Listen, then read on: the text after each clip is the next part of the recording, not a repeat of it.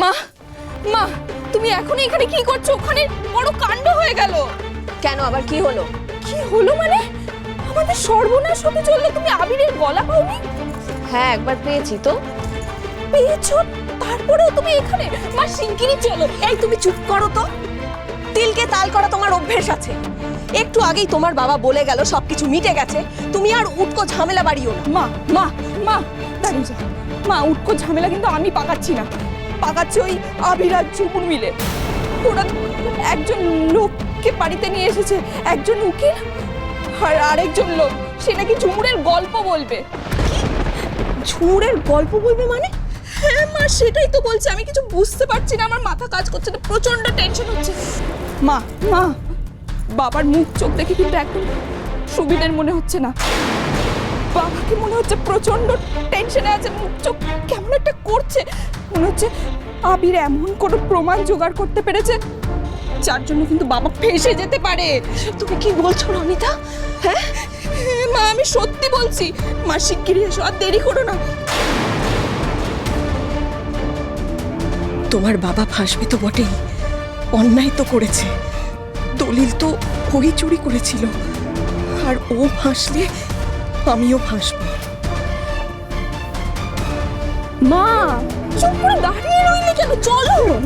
রনিতা তোমার বাবা কোনো অন্যায় করতে পারে না, ও সত্যি ভীষণ ভালো মানুষ। সবাইকে বোঝাতে হবে যে ওর নামে মিথ্যে চুরির অপবাদ দেওয়া হচ্ছে। চলো শিগগিরই চলো। ছোট, তোকে একটা কথা বলার ছিল।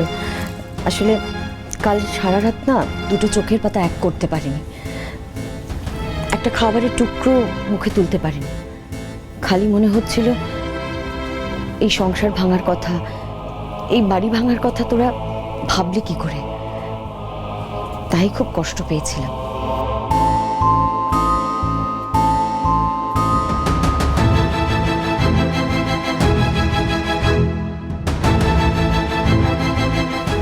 কিরে, তোর কিছু বলার নেই? দেখ ছোট, তোকে তো কোনোদিন নিজের বোন ছাড়া কখনো কিছু ভাবিনি। নিজের ছেলে মেয়েদের সাথে তোর ছেলে মেয়ের কখনো তফাৎ করিনি, তাই একটু কষ্ট পেয়েছিলাম রে ছোট। হ্যাঁ সেই তো এখন তো আমরাই শুধু খারাপ, তাই না? তুমি ভালোবেসেছো, তুমি সবকিছু করেছো, আমি তো এই সংসারের জন্য কিচ্ছু করিনি, কিচ্ছু না। তোমার ছেলে মেয়েকে তো আমি নিজের সন্তানের মতো ভালোই বাসিনি, তাই না বর্দি ভাই? আমি কি তাই বললাম ছোট? বুঝতে পেরেছি গো বর্দি ভাই, নিজেদের দোষ না কেউ দেখতে পায় না। আবির তোমার নিজের ছেলে কি না? ও যেভাবে আমাদের অপমান করছে, তুমি তো সেটা দেখতেই পাচ্ছ না ছোট। আচ্ছা বড় মা এখন এসব কথা ছাড়ো তো। ওদিকে আবির ঝুমুরকে নিয়ে নতুন কি নাটক শুরু করেছে সেটা আগে গিয়ে দেখি। চলো চলো চলো।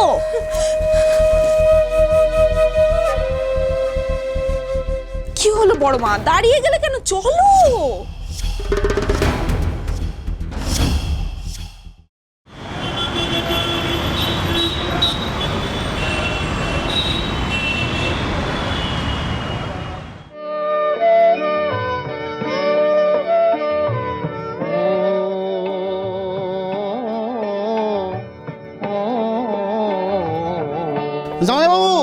জামাই বাবু, আরে ও জামাই বাবু, আরে দূর, অহন কি কান শোনার সময়? কি মুশকিল জামাই বাবু, ও জামাই বাবু, আরে দূর, অহন কান শুনতাছেন কি লিগা? হ্যাঁ বাইরে সব আপনার জন্য অপেক্ষা করতেছে। আর কি হলো, তুমি গানটা বন্ধ করলে কেন? কেন বন্ধ করুম না, বসার ঘরে আপনার লোকে বাবাকে অপেক্ষা করতেছে। এবার বাড়ির মধ্যে তো তাণ্ডব শুরু হয়ে গেছে। তাণ্ডব শুরু হয়ে গেছে মানে দাদুভাই ফেরেনি? ফিরছে হে তো একা ফিরে নাই, তার লগে একজন উকিল আইছে, একটা অপরিচিত মানুষ কি যে দলিল পত্র নিয়ে কথা কইতেছে, সব ফয়সালা করবে, এই সব কথা কইতাছে। দলিল পাওয়া গেছে? দলিলটা না এইটা কইতে পারুম না জামাই বাবু, আবির তো আপনারে কখন থেকে ডাইকা একবারে গলে ফাটায় ফেলছে, আপনি তো কানেই শোনেন না। আরে বাবা, শুধু গান শুনছিলাম, আর কি শুনবো বড়, কান তো মোটে দুটো। এই জন্যই তোই কই আপনি নিচে চলেন, তাহলেই বুঝতে পারবেন দুই কান কেমন কইরা কামে লাগানো যায়, বুঝছেন নি? ওঠেন যাইবো, দয়া করে না ওঠেন, নিচে গেলেই বেবাক টের পাইবেন। চলেন চলেন আপনি বুঝেন তো ব্যাপারটি আপনার লগে অপেক্ষা করে আপনার চাই আপনি না গেলে চলবো কেমন কইরা চলেন চলেন চলেন যা বলবি পরিষ্কার করে বল ভাই।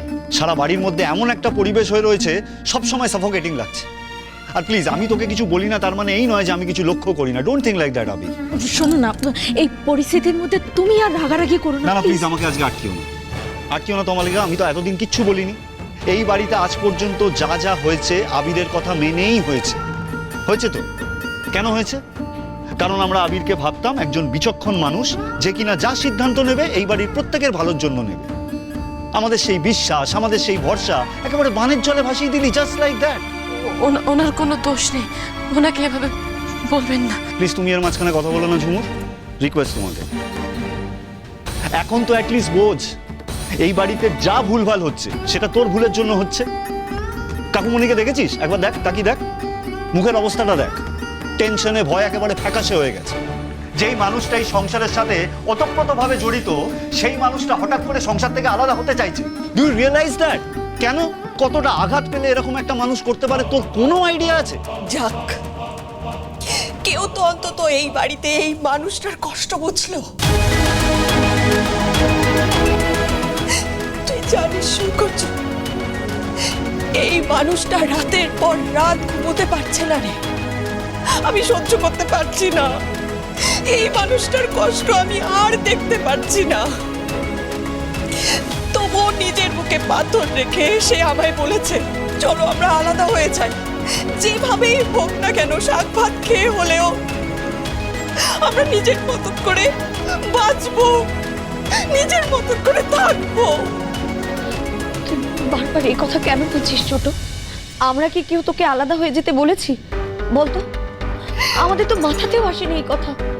তোমাদের মাথায় না আসলে কি হবে বর্দি ভাই? তোমার ছোট ছেলে আর তার নতুন বউ সেটাই তো চায়, বলো। দাদাবাবু, আপনি কাকিমণিকে বোঝান না যে আমরা এসব কিছু চাই না আমরা। ঝুমুর, এটা সঠিক সময় নয়, আপনি শান্ত হন।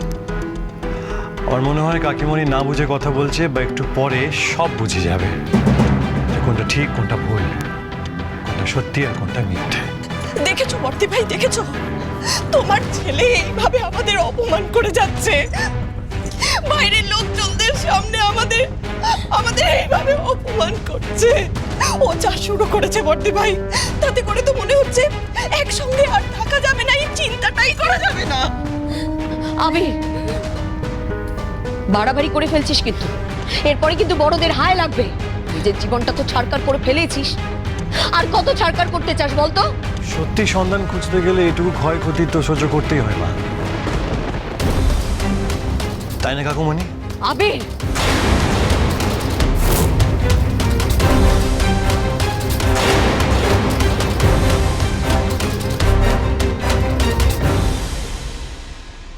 আমি মিথ্যা কথা বললে ভিডিওতে মিথ্যা কথা বলবে না, তাই না কাকুমণি?